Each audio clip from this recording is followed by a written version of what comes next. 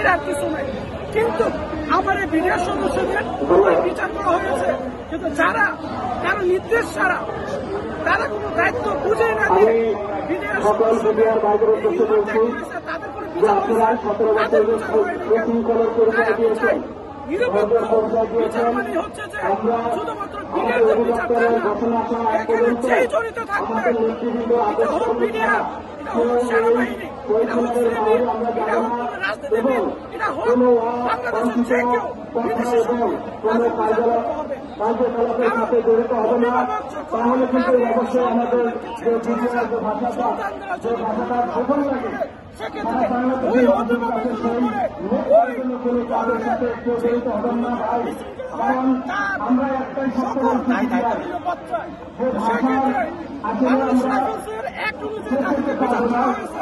যারা সেনাবাহিনীতে ত্যাগ করা হয়েছে তাদেরকে আমরা হয় না। কোনো বিনা সদস্য ছাড়া সেনা অফিসারকে এখন পর্যন্ত নেওয়া হয় না। তার মানে ওই শস্যের ভিতরে ভুল ছিল।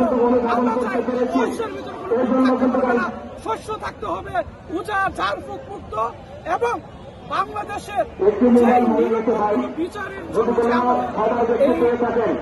আন্দোলন চলবে, থাকবে এবং প্রতিষ্ঠা না হওয়া পর্যন্ত আমার এই বিডিআর সদস্য বিডিআর পরিবার রাজপথ ছাড়বে। এটা একটা বিদ্রোহ করা হয়। কেন বিদ্রোহ প্রচার করা হয়? ঢাকাতে যে খুন করা হয়েছে দেশপ্রেমিক সেনাপ্রধানদের, সেনাবাহিনীর সমাধানের জন্য কর্মকর্তাদের, এখন এই খুনকে ধামাকাতে চাপা দেওয়ার জন্য তারা কি করছে?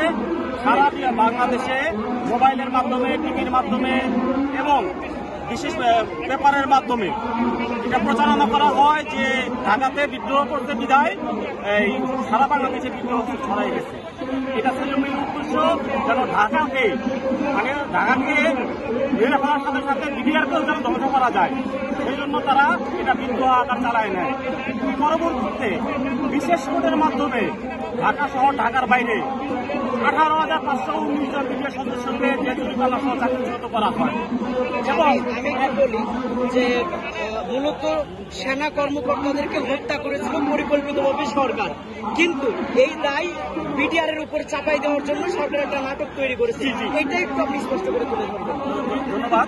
আসলে এটা হত্যাকাণ্ডটা ঘটিয়েছিল তৎকালীন সরকার, শেখ হাসিনা সরকার।